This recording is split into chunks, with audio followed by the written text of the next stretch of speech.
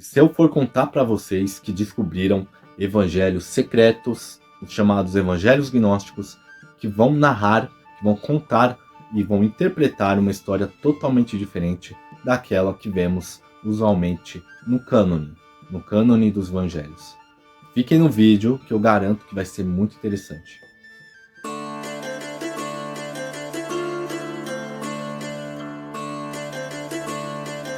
Vamos falar hoje sobre os evangelhos gnósticos. Mas, afinal, o que é gnóstico? Essa palavrinha tão pronunciada hoje em dia, tão dita, mas talvez alguns de vocês não tenham aprendido o significado dela.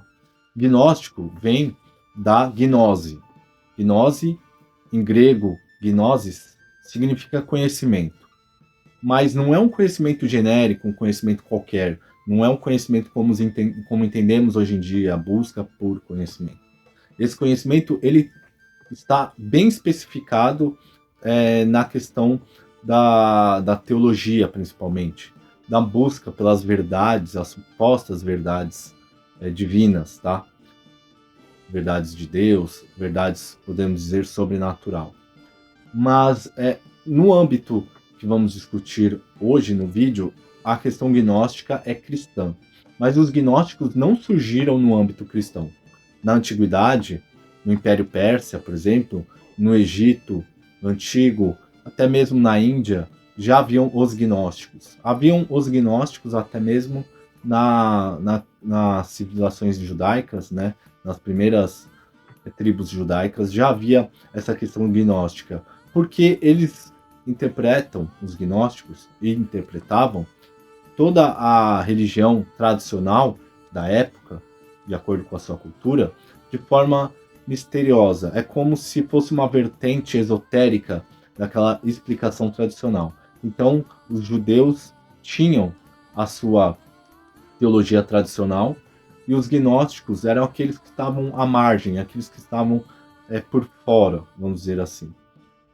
Por exemplo, muitos associam hoje a questão gnóstica na cultura hebraica com a Kabbalah, né? E no âmbito cristão também existiam os gnósticos. Ainda nos primeiros séculos da cristandade, ali por volta do século I, século II, o cânone oficial dos evangelhos não estava totalmente estabelecido, embora na cultura já houvesse aquele grau de pertencimento, aquele grau de oficialidade, mas de fato o cânone viria a surgir posteriormente. Nesse período se misturavam evangelhos de diversas fontes e entre eles estavam os evangelhos chamados hoje gnósticos. Até o começo do século XX, poucos evangelhos gnósticos haviam sido documentados. Então, basicamente, as pesquisas historiográficas, as pesquisas arqueológicas se baseavam na tradição gnóstica através de poucos escritos. Porém, algo mudou essa realidade, pois um camponês árabe fez uma espantosa descoberta arqueológica no Alto Egito. As circunstâncias dessa descoberta foram obscurecidas por muitos rumores, talvez por ela ter sido acidental e por ser proibida sua venda no mercado negro. Durante muitos anos, até a identidade do descobridor permaneceu desconhecida. Passado 30 anos, o próprio descobridor, Muhammad Ali al-Salman, contou o que aconteceu de fato. Pouco antes de ele e seus irmãos vingarem um assassinato do pai, que morrera numa luta entre famílias, eles haviam selado seus camelos e ido até a montanha Jabal, recolherem o sabato, uma terra macia que usavam como fertilizante em suas plantações. Estavam cavocando em torno de uma grande pedra quando bateram num pote vermelho de cerâmica, com quase 1 metro de altura. Parece que Muhammad Ali hesitou em quebrar o vaso, temendo que um djinn, ou seja, um espírito, vivesse em seu interior. Mas, imaginando que o jarro pudesse também conter ouro, ergueu a picareta, arrebentou o pote e descobriu, em seu interior, 13 livros de papiro, encadernados em couro. Temendo que a polícia que investigava o assassinato viesse a descobrir os livros, Muhammad Ali acabou passando de mão em mão os manuscritos até chegarem, por exemplo, ao Museu Copta. Alguns dos manuscritos foram comercializados, vendidos, outros foram visitados por pesquisadores do mundo inteiro, tiveram fotografias tiradas, tudo para documentar esse achado. Logo ficou claro que o que Muhammad Ali descobrira em Nag Hammadi eram traduções em copta, feitas há cerca de 1500 anos de manuscritos ainda mais antigos. Parece que os manuscritos originais estavam em língua grega, a língua do Novo Testamento.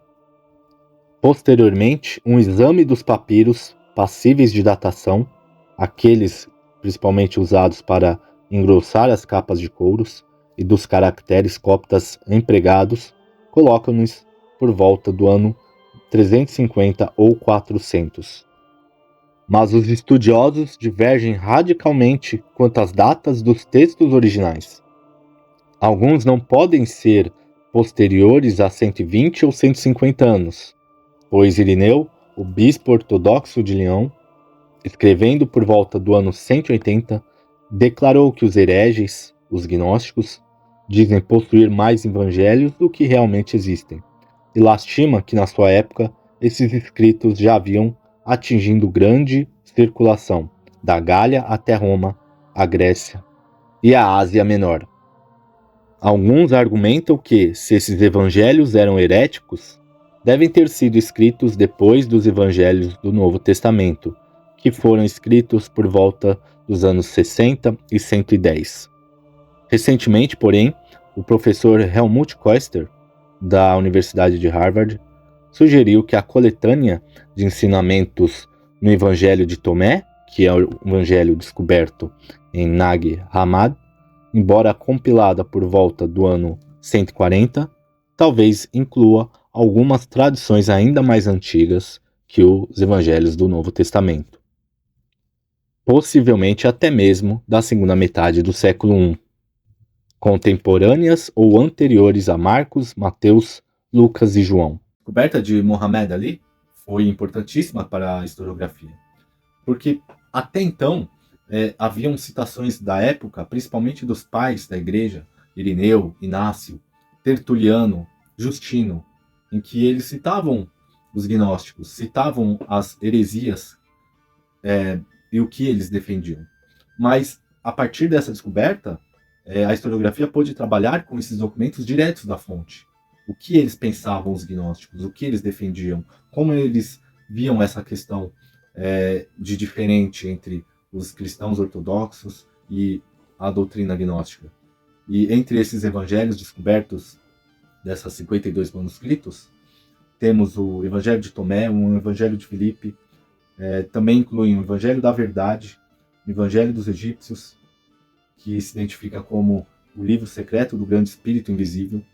E também temos, nessas descobertas, alguns evangelhos que foram atribuídos a seguidores de Jesus, como o livro secreto de Tiago, o Apocalipse de Paulo, a Epístola de Pedro e Filipe e o Apocalipse de Pedro. Os evangelhos gnósticos, em sua maioria, são muito distintos daqueles evangelhos tradicionais. A leitura, a interpretação é totalmente diferente. Por exemplo, no Evangelho Testemunha da Verdade, que foi um desses descobertos em Nag Hammadi, o tema Gênesis, a criação da humanidade, vai ser tratada da seguinte forma. A serpente aqui, que no Evangelho tradicional, no Gênesis, é um símbolo de pecado, é aquele que vai te tentar a cometer um erro. No Evangelho Testemunha da Verdade, vai ser um símbolo de sabedoria. Então a serpente, segundo esse evangelho, vai trazer sabedoria para Adão e Eva, e Deus, de forma melindrosa, de forma até vingativa e invejosa, não vai querer que a serpente faça esse trabalho. Então, a partir do momento que a serpente traz a verdade para Adão e Eva, eles são punidos por Deus. É uma visão completamente oposta. né, diametralmente oposta. Outro texto descoberto é o texto chamado Trovão, Mente Perfeita. Nesse texto há um poema, e o poema ele vai inserir uma entidade, uma divindade feminina. Então nesse poema está assim: pois eu sou a primeira e a última, eu sou a reverenciada e a escarnecida, sou a promíscua e a consagrada, sou a esposa e a virgem, sou a infecunda, e muitos são os meus filhos. Sou o silêncio que é incompreensível, sou a pronunciação do meu nome.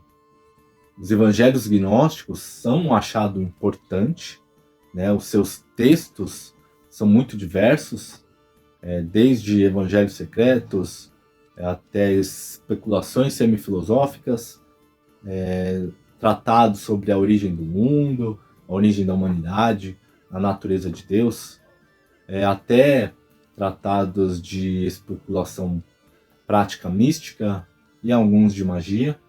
Então, é uma fonte muito rica, principalmente para a gente poder entender o contexto da época cristã primitiva, os primeiros cristãos, esse embate que sabemos que já está bem documentado entre os gnósticos e os cristãos ortodoxos, qual eram as suas divergências, por que os cristãos ortodoxos os chamavam de herege, e a influência do gnosticismo que vemos hoje tão presente ainda. Então o vídeo de hoje é sobre isso, eu espero que vocês tenham gostado. Se vocês quiserem um vídeo mais detalhado sobre o gnosticismo, terei prazer de trazer aqui. Se puder, comenta, curte o vídeo, compartilhe com os amigos, siga o canal, que vai estar apoiando bastante a gente. Obrigado e até mais.